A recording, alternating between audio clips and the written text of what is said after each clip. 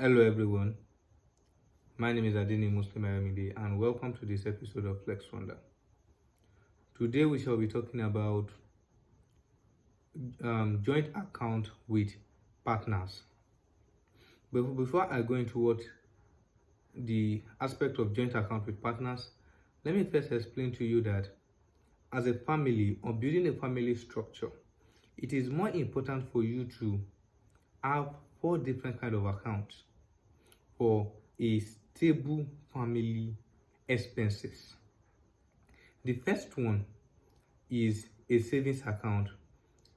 The second one is a joint account. The third one is, or third and fourth one is an individual account of both partners. So those 4 accounts will help in different activities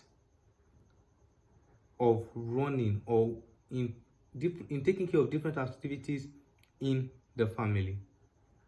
The savings account is for capital project like house construction, maybe you want to buy a car, you want to pay for something, a student fee abroad, all those ones are.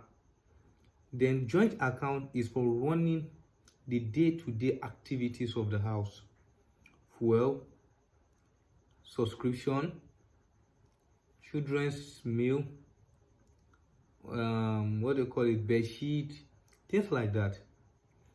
Then the individual savings account, the last 2 accounts are for individuals or the partners to spend on themselves.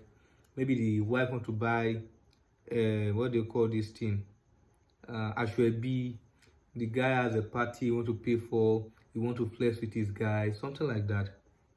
Now running let me not say a successful family, let's say a sustainable family structure with this in place, you tend to have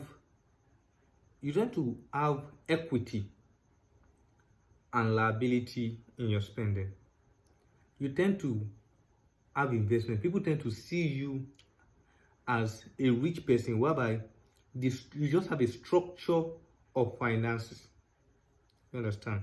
Now having a joint account with your partner differs. Don't forget I said it's for what they call it, running the day-to-day activity. There are some times that when in some situation it is only when, or don't let me say only when you start putting, or when one part of the couple is not as sustainable, is not as financially buoyant as the other one, and then the other couple is bringing our expenses to the joint account, it affects the sustainability of the joint account. What I mean by the sustainability of the joint account is when one person is imputing his quota while the other is spending out of not necessarily imputing her quota or his quota into the joint account to make it sustainable, it affects the total value of the money. And then let us also consider the fact that it's not every family structure that has the 4 divisible mechanism of sustainable living. Some family structure, the savings and the joint account is together. You understand? So while doing capital project and running the expenses of the family, they pick it from one account. So basically they just put in a quarter, maybe 20% of their salary into a particular account, and then they spend it on both capital projects like purchasing house, purchasing car, and then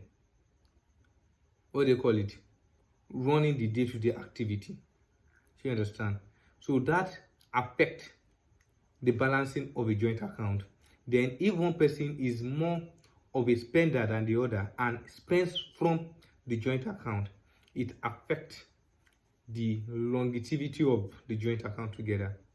And also, please and please, in terms of mandate of the joint account, please make sure it's kind of either to sign or both to sign. Sorry, both to sign.